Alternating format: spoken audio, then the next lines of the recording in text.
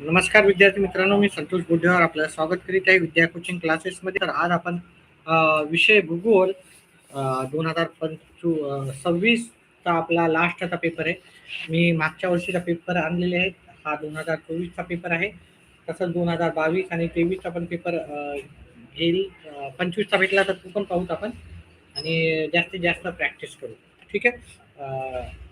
22, 23 sorry 23, 24, 25चे paper पाहूत आपण आणि सराव पेपर पण पाहूत. आज मी 24चे पेपर घेऊन आलो. 24 आणि सराव पेपर घेतो. ठीक आहे. चला. उत्तर येत असतील तर नक्कीच कमेंट बॉक्समध्ये टाका. ठीक आहे. मला उत्तर सांगायचे तुमच्याकडून मला अपेक्षित आहेत. उत्तर काय असणार काय नाही. तर नक्कीच तुम्ही उत्तर कमेंट बॉक्समध्ये टाकत राहा. ठीक आहे. पॅटर्न पॅटर्नाल या दलदलीच्या प्रदेशात आढळतात. काय आढळतात? काय आढळतात तुम्हाला माहिती आहे का याचं उत्तर? तर नाही तर मी सांगतो इथे. महाकाय ॲनाकोंडा आढळतात. काय आढळतात? महाकाय ॲनाकोंडा. लोकसंख्येच्या वितरणावर हा घटक परिणाम करतो. प्रा प्राकृतिक रचना दिसते का? व्यवस्थित दिसते का विद्यार्थी मित्रांनो? दिसत नाही त्याच्यामुळेच मी लाईव्ह जास्त येत नाही. कॅमेरा व्यवस्थित नाही. अपेक्षा करतो की दिसतंय तुम्हाला. ठीक आहे. जर तुम्ही म्हणत असाल तर नक्कीच मी लाईव्ह येईल. व्हिडिओला लाईक करा. व्हिडिओला लाईक करा. कारण येणारे जे मुलं आहेत ते व्हिडिओ लाईक किती त्याच्यावर बघूनच ते ठरवतात की व्हिडिओ म्हणजे कसा आहे काय नाही. त्याच्यामुळे व्हिडिओला कृपया लाईक करा. ब्राझीलमध्ये सर्वत्र सामान्यपणे वाहतूक आढळते. आता मला याच्यातलं सांगा कोणतं वाहतूक आढळते ब्राझीलमध्ये? सामान्यपणे कोणती वाहतूक आढळते? ते तुम्ही उत्तर सांगायचे आहे. ठीक आहे. वाट पहा तुम्ही अर्धा मिनिटं, 15 सेकंद. येत असेल तर उत्तर टाकायचं आहे. उत्तर कमेंट करायचं आहे. ठीक. तुम्ही उत्तर देत नाही त्याच्यामुळेच मी लाईव्ह जास्त येत नाही. ठीक आहे. उत्तर द्यायची आहे. कोणती वाहतूक आढळते? रस्ते वाहतूक आढळते. ठीक आहे. सर्वसामान्य म्हणजे जास्त करून कोणतं? सर्वसामान्य म्हणजे जास्त करून. त्याच्यानंतर पुढचा प्रश्न आहे आपल्याला क्षेत्रभेटी दरम्यान माहितीच्या संकलनासाठी या साहित्याची आवश्यकता असते. कोणत्या? पुढची फळा, पाण्याची बॉटल, प्रश्नावली. कशाची आवश्यकता असते क्षेत्रभेटी दरम्यान? हॅलो. चला. तर प्रश्नावलीची आवश्यकता आपल्याला राहते. आता शेवटचे काही 1-2 दिवस आहेत. ठीक आहे. परवाच्या दिवशी आपला शेवटचा होईल. पुढचं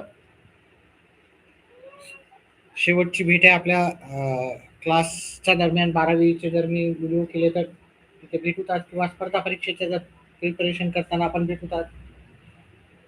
चला. पुढचं आपण घेऊ ब्राझीलच्या किनारपट्टीवरील राज्य. कोणती राज्य आहे? वेगळा घटक करायचा म्हणजे आपल्याला याच्यातला वेगळा घटक सांगायचा. कोणतं राज्य नाही आहे ते सांगायचं. ठीक आहे. वेगळा घटक कोणता आहे? हे ओके आहे. आर्क्रे. भारतातील अति जास्त पर्जन्याचा प्रदेश. अति जास्त पर्जन्य कुठं आहे भारतामध्ये? याचं उत्तर आहे सांगायचं. तुम्हाला उत्तर येत असेल तर सांगायचं. ठीक आहे. उत्तर येत असतील तर सांगायचे. लवकर लवकर द्यायचे. ठीक आहे. तर इथं पश्चिम राजस्थानमध्ये आहे. पश्चिम राजस्थान. त्याच्यानंतर अमेझॉन नदीच्या उपनद्या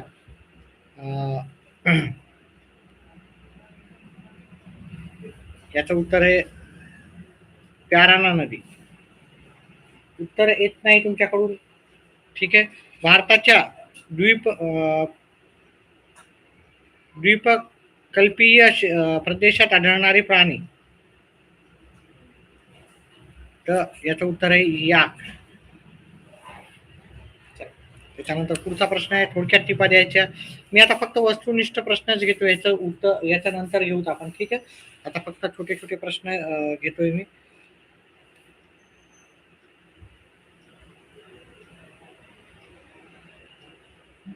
चल. पुढचा प्रश्न आहे आपल्याला इथे काही नकाशा दिलेला आहे. तर आपल्याला उत्तर लिहायची. ब्राझीलमध्ये सर्वोच्च शिखर कुठं आहे ते सांगायचं. ब्राझीलमध्ये सर्वोच्च शिखर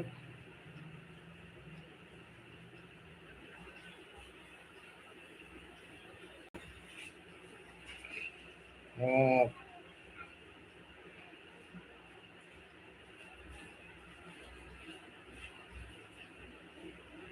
एकच मिनिट विद्यार्थी मित्रांनो.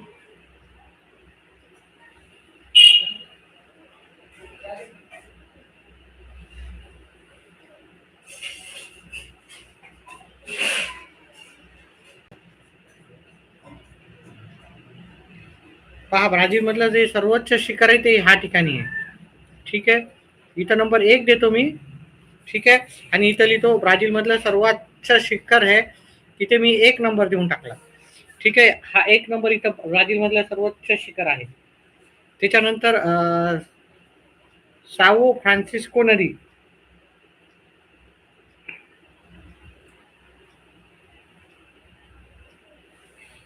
ही नदी पहा ती इथे आहे.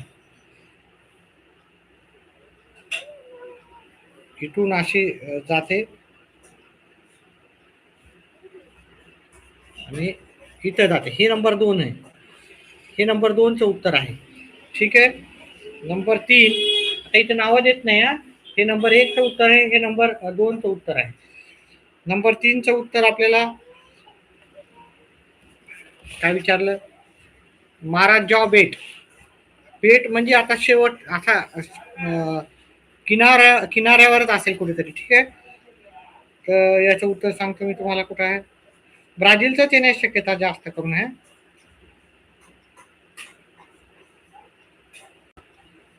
हे इथे आहे. ठीक आहे, याला नंबर 3 देतो मी. इथं इकडे हे बेट आहेत ना, हे महाराजा बेट आहे. नंबर 4 आहे पंपास. पंपास कुठे आहे ते इथे शेवटी. इथं हा भाग जो आहे तो पंपास आहे. याला नंबर 4 देतोय मी. ठीक आहे, मी मार्किंग करून देतो तुम्हाला. त्याच्यानंतर 5वं विषुववृत्त आपल्याला विचारलं. विषुववृत्त, विषुववृत्त कुठं आहे? कुठून जाते ब्राझीलच्या विषुववृत्त?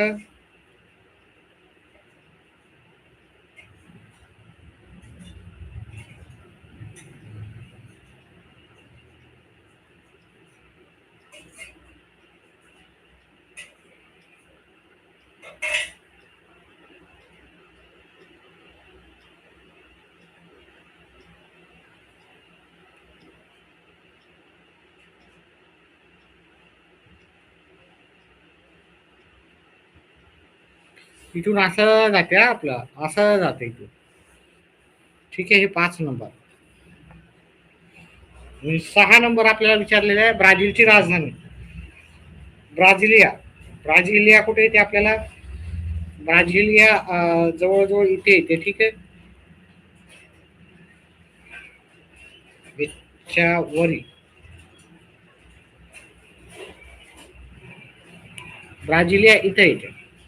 आता एक्झॅक्टली तर नाही, पण जवळपास इथेच येते. हे 6 नंबरचं उत्तर आहे. त्याच्यानंतर पुढचा प्रश्न घेऊत आपण.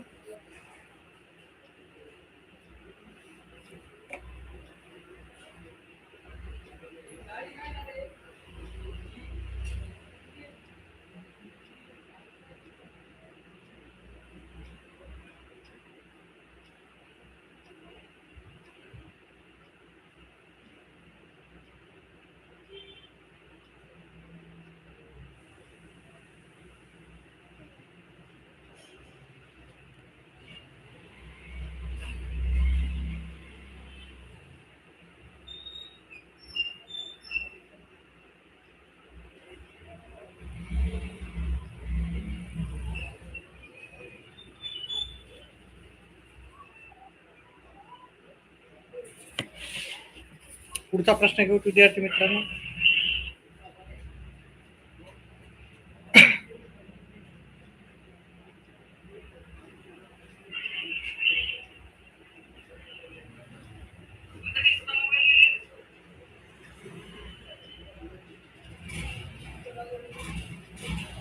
चला पुढचे प्रश्न घेऊत आपण.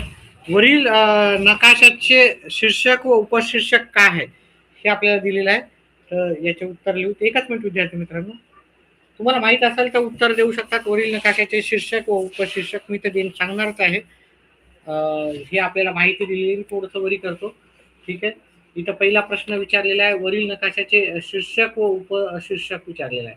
ठीक आहे. तुम्हाला दिसत असेल तर शीर्षक आणि उपशीर्षक एकच मिनिट थांबा थांबा आणि तुमचं उत्तर देत जा. म्हणजे कसं आहे बोरिंग होणार नाही क्लास. नाही तर मग मला त्याच्यामुळेच मी लाईव्ह जास्त येत नाही.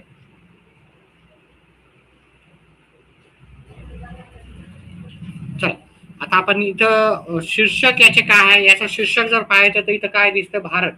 तर याचं शीर्षक जे आहे तुम्हाला भारत लिहावं लागेल. पहा असंच प्रश्नपत्रिका येणार आहे. एकंदरीत तुम्ही 4-5 प्रश्नपत्रिका माझ्यासोबत केल्या तर नक्कीच तुम्हाला त्याचा फायदा होणार आहे. शीर्षक काय राहणार पहा हे भारत राहणार आणि उपशीर्षक काय राहणार तुम्हाला उपशीर्षक राष्ट्रीय महामार्ग व प्रमुख बंदरे हे उपशीर्षक राहणार. हे उपशीर्षकामध्ये तुम्हाला लिहायचं आहे. त्याच्यानंतर पुढचं आहे कोणत्या भागात रस्ते मार्गाची घनता जास्त आहे. आता रस्ते मार्गाची घनता पाहिलं आपण रस्ते मार्ग इथे जर पाहिला तर राष्ट्रीय महामार्ग म्हणजेच आपण रस्ते मार्ग म्हणू शकतो. प्रमुख बंदरे सुवर्ण चतुर्भुजा महामार्ग पूर्व पश्चिम महामार्ग उत्तर दक्षिण महामार्ग. आता तुम्हाला दिसत नसेल हे पण इथे जर आपण सर्वात जास्त जर पाहिले रस्ते वाहतूक तर ती आपल्याला आढळून येते मैदानी प्रदेशात. घनता जिथं जास्त आहे तिथे इथं मैदानी प्रदेशात घनता घनता लोकसंख्येची घनता जास्त असलेल्या मैदानी प्रदेशात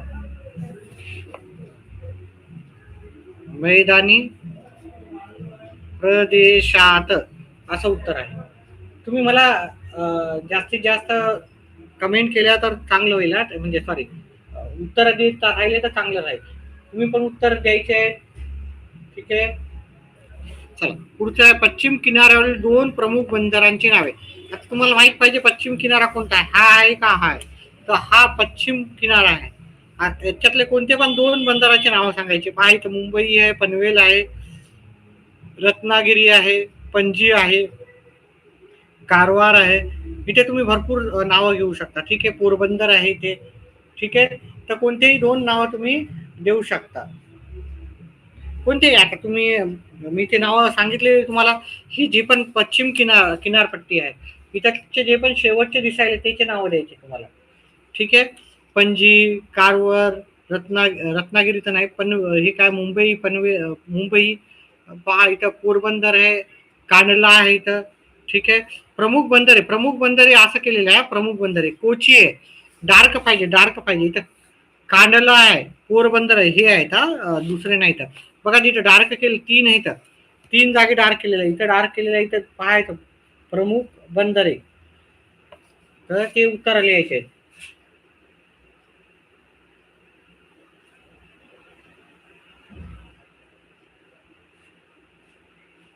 चला पुढचं पोरबंदर ते सिल्वर महामार्गाचे नाव काय आहे. आता पोरबंदर जर पाहिलं आपण पोरबंदर इथं आहे आणि सिल्वर जर पाहिलं आता आपल्याला सिल्चर आहे सॉरी सिल्चर आपल्याला शोधावं लागणार. ठीक आहे. सिल्चर कोणीकडे आहे ते शोधावं लागणार. आता तुम्हाला माहिती असेल तर उत्तर भेटून जाते. ठीक आहे. तर मी त्या महामार्गाचं नाव सांगून टाकतो डायरेक्ट. ठीक आहे. याचं उत्तर आहे पूर्व पश्चिम महामार्ग इथे सिल्चर कुठेतरी असेल. पूर्व पश्चिम हे पूर्व आहे पश्चिम हे पहा इथं आहे हे की नाही हे आहे. ठीक आहे. हे पूर्व पश्चिम महामार्ग आहे. पहा हे इकडून चालला ठीक नाही सिल्वर. ठीक आहे. इकडून असा चालला येतो आहे की नाही. हा आहे सिल्चर. ठीक आहे. त्याच्यानंतर पुढचं प्रश्नाचं उत्तर घेऊ. कोलकाता जवळील बेटाचे नाव काय आहे. कोलकाता इकडे कोलकाता आहे तर तिथं बेटाचं नाव कोलकाताच असा इथे काय लिहिलेलं आहे का पाहू आपण. इथे नाव तर दिसत नाही. हावडा नाही हावडा ब्रिज आहे. कोलकाता हे आहे हा इथे. आता हे नाव इथे दिसत नाही आहे ना. कोलकाता जवळ कुठं आहे पहा हे काय हल्दी का आहे का हल्दी का इथे नाव व्यवस्थित दिसत नाही मला. ठीक आहे. न्यू मुरबेट आहे, न्यू मुरबेट आहे. न्यू मुरबेट इथं इथं नाव दिलं त्याने, न्यू मुरबेट इथं दिलेलं आहे.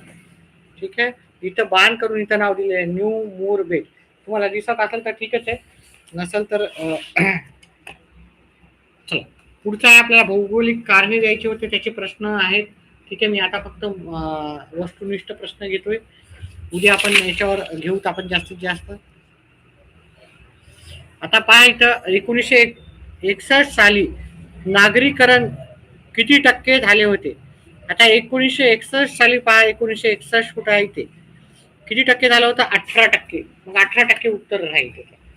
ठीक आहे, आता याचे उत्तर फार सोपे आहेत ना, 18%. नागरीकरण किती आहे 1961 ला, 18%. कोणत्या दशकात नागरीकरण सर्वात कमी झाले, तर सर्वात कमी कोणत्या दशकात दिसायला, सर्वात कमी दिसायला आपल्याला 1961 साली दिसायला. काय आहे 1961, याचं उत्तर राहणार आहे. हा विद्यार्थी मित्र लाईव्ह फार कमी असतात आणि उत्तर पण देत नाही, त्याच्यामुळे मी लाईव्ह येत नाही आजकाल, हे की नाही. उत्तर रिस्पॉन्सच नसतो विद्यार्थी मित्रांचा. चला,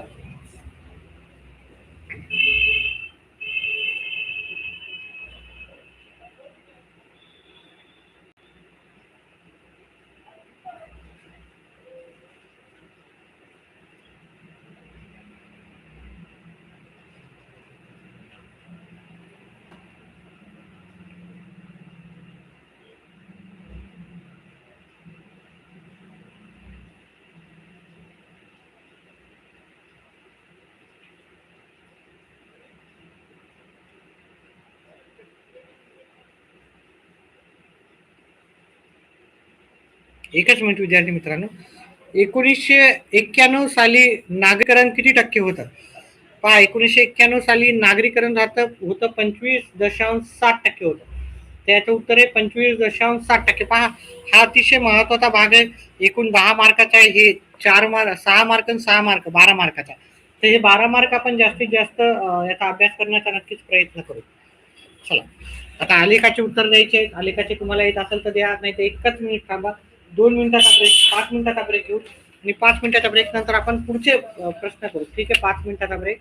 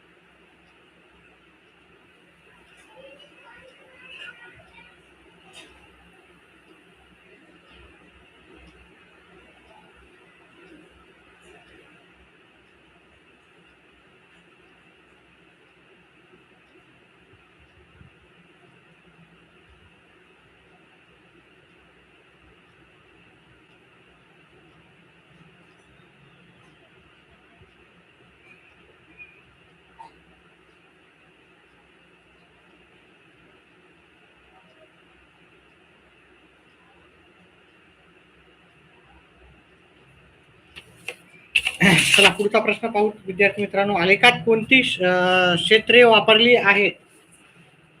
हा पुढचा प्रश्न आहे.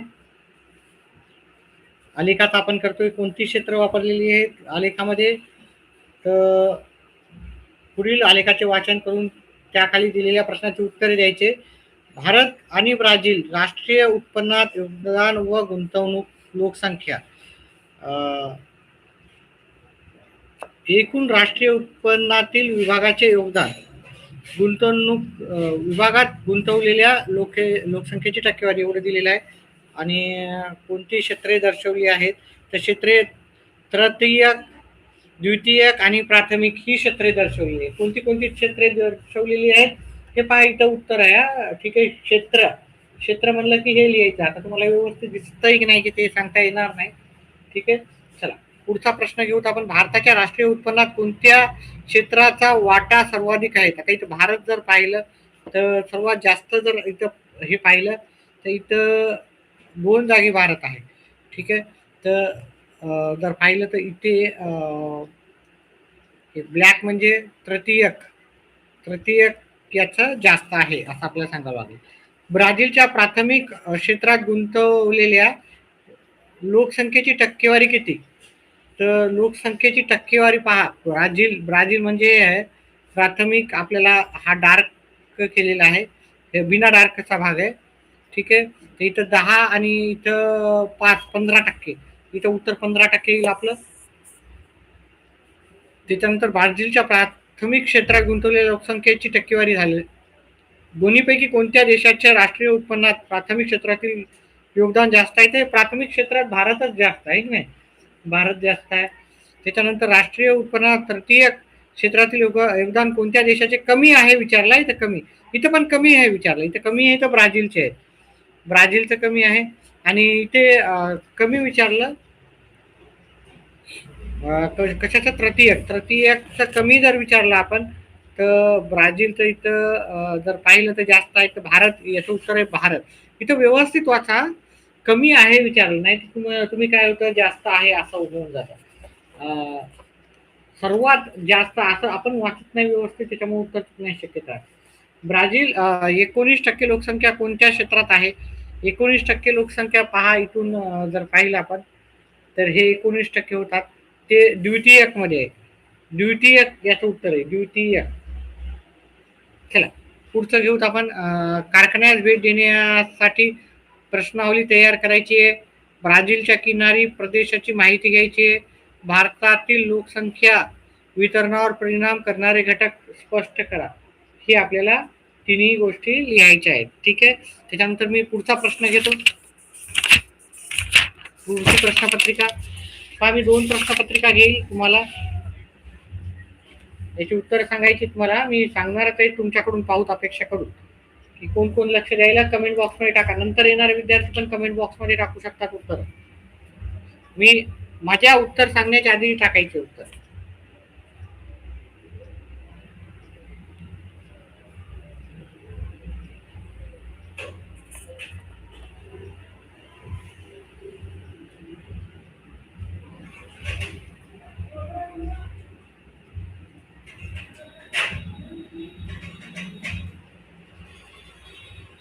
चला, भारताचे स्थान पृथ्वीवर गोलार्धात आहे. तर कोणत्या गोलार्धात आहे भारताचे स्थान? कुणी आहे का उत्तर सांगणार?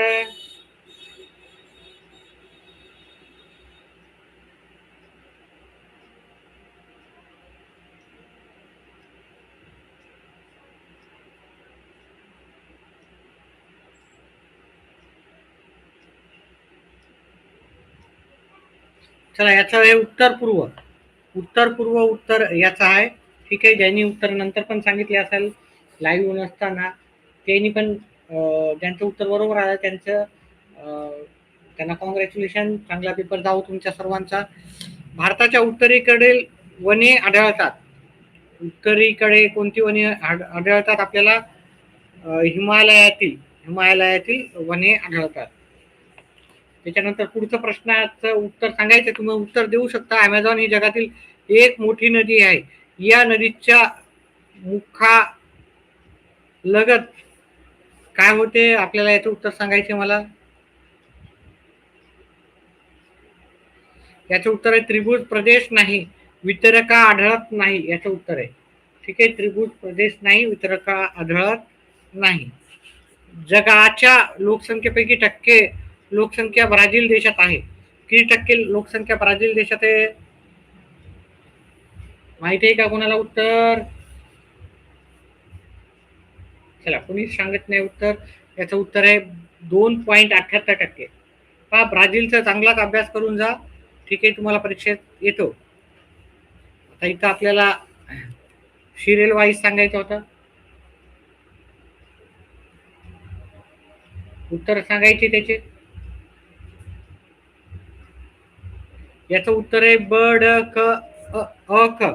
ब ड अ क पहिल्या नंबरचं उत्तर आहे. आपल्याला काय करायचं, सूचनेप्रमाणे आपल्याला काय करायचं उत्तर, विधानांचा योग्य क्रम लावायचा होता. पहिले ब नंबरचं उत्तर येईल क्षेत्राची निवड, नंतर ड क्षेत्रभेटीची पूर्वतयारी, नंतर अ क्षेत्रभेटीच्या ठिकाणाला भेट, त्याच्यानंतर क अहवाल लेखन. ठीक आहे, ह्याप्रमाणे आपला घटनाक्रम राहील. वेगळा घटक ओळखायचा आहे, त्यातला सांगा बरं कुणाला माहिती आहे वेगळा घटक? वने व वृक्ष.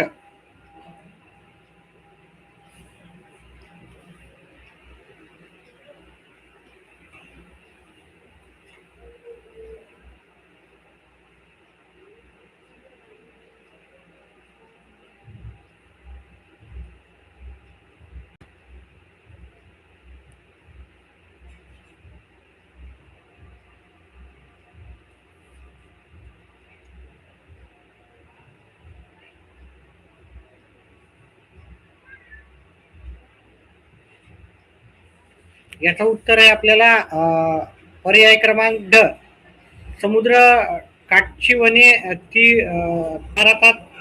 याचं उत्तर विश्ववर्तीय सदाहरित वनात आढळतात. ठीक आहे, रबर कुठे आढळतो? विश्ववृत्तावर हा आढळतो, आणि त्याच्यामुळे याचं उत्तर चुकीचं आहे.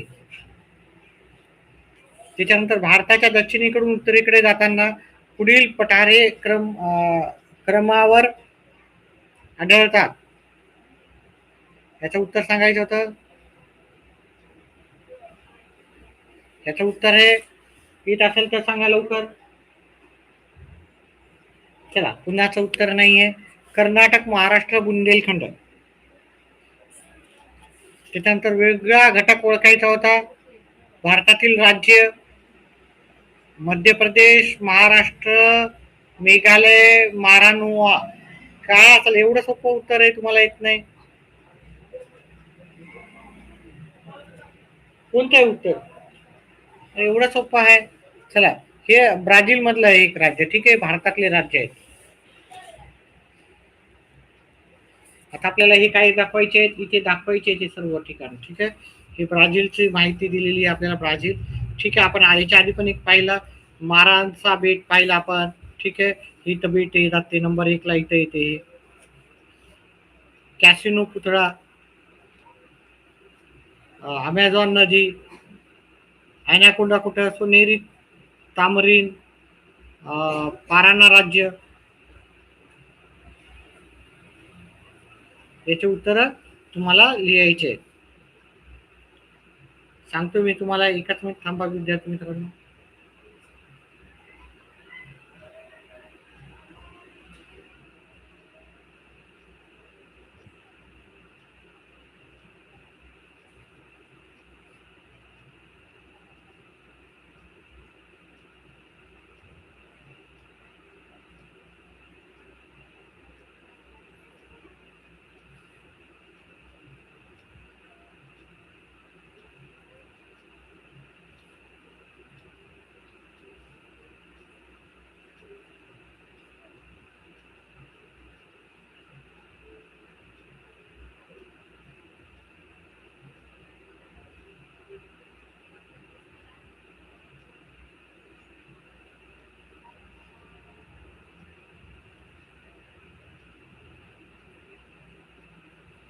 चला, हे पाहून घेतलं तर पुढचा प्रश्न घेऊत आपण. चला, मी तुम्हाला शेवटचं जे आहे, ठीक आहे, हे दोन दोन तरी मी तुम्हाला करण्यामध्ये मदत करतो. ठीक आहे, पहिलं आहे आपल्याला सांख्यिकीच्या आधारे उत्तर द्यायचे आहेत आणि दुसरं आहे आपल्याला इथं आलेखाचे वाचन करून उत्तर द्यायचे. ह्या दोन्हीचे उत्तर आपण करू. ठीक आहे, एकच मिनिट विद्यार्थी मित्रांनो. किमान जे आपल्याला परफेक्ट करता येईल 6-12 मार्क हे नक्कीच तुमचे परफेक्ट करण्याचा प्रयत्न करूच आपण.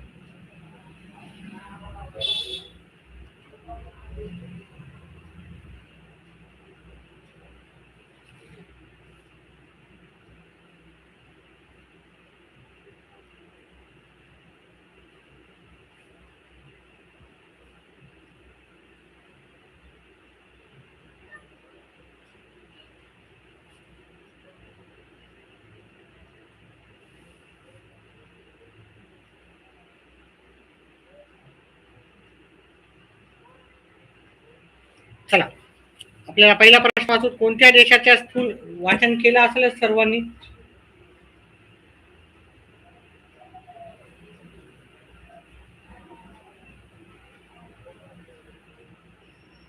कोणाकोणाचं लक्ष आहे शिकवण्याकडं? चल, पुढचं घेऊत आपण. कोणत्या देशाचा स्थूल अंतर्देशीय व्यापाराचा हिस्सा जास्त आहे? ठीक आहे, आता आपल्याला सर्वांची बेरीज करावी लागेल. याची बेरीज, याची बेरीज, आणि कोणत्या देशाचं जास्त आहे आपल्याला काढावं लागेल. तर इथं भारताचा 2000 भारताचा जास्त आहे. इथे मग इथे उत्तर लिहायचं भारताचा, भारत देशाचा स्थूल आंतरराष्ट्रीय व्यापाराचा हिस्सा जास्त आहे. भारत देशाचा असं लिहायचं आहे तुम्हाला. ठीक आहे, त्याच्यानंतर दुसरा प्रश्न आहे. 2016 मध्ये भारताचा स्थूल आंतरराष्ट्रीय उत्पन्नात व्यापाराचा किती हिस्सा होता?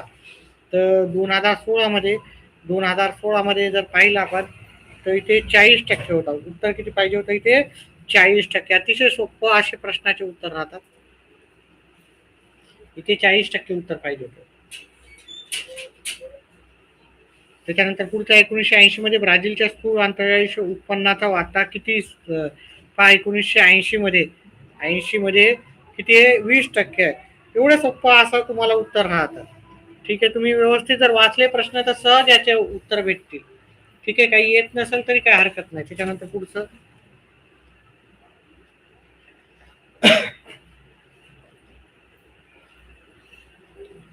1961 साली नागरीकरण किती टक्के झाले? 1961 साली किती होतं? 18%. तर 18% उत्तर लिहायचे तुम्हाला. 18%. कोणत्या दशकात नागरीकरण सर्वाधिक होते? सगळ्यात कोणत्या होतात? 1900 दशकात म्हणला, दशकात. तर इथं दशकात जर असेल असं विचारलं तर 2001 ते 2011 ह्या दशकात असं द्यावं लागेल तुम्हाला. 2001 ते 2011. कोणत्या दशकात नागरिकांची वाढ अतिशय कमी झाली?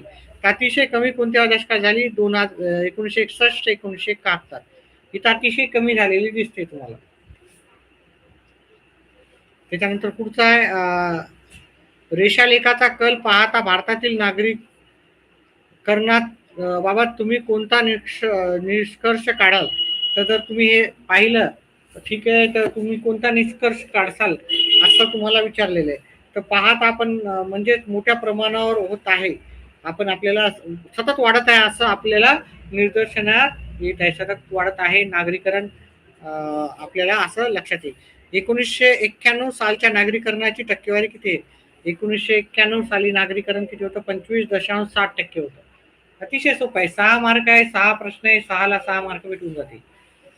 1971 साली भारतातील किती नागरीकरण झाले? 1971 साली जर पाहिलं आपण तर 18.2% नागरीकरण झालं. 18.2. एवढं सोपं आहे. ठीक आहे, मी 2 प्रश्न पत्रिका आज केलेले आहेत. पुढच्या क्लासमध्ये आपण अजून प्रश्नपत्रिका करू. व्हिडिओ आवडला तर व्हिडिओला लाईक करा, चॅनलला सबस्क्राईब करा. व्हिडिओ पाहिल्याबद्दल धन्यवाद.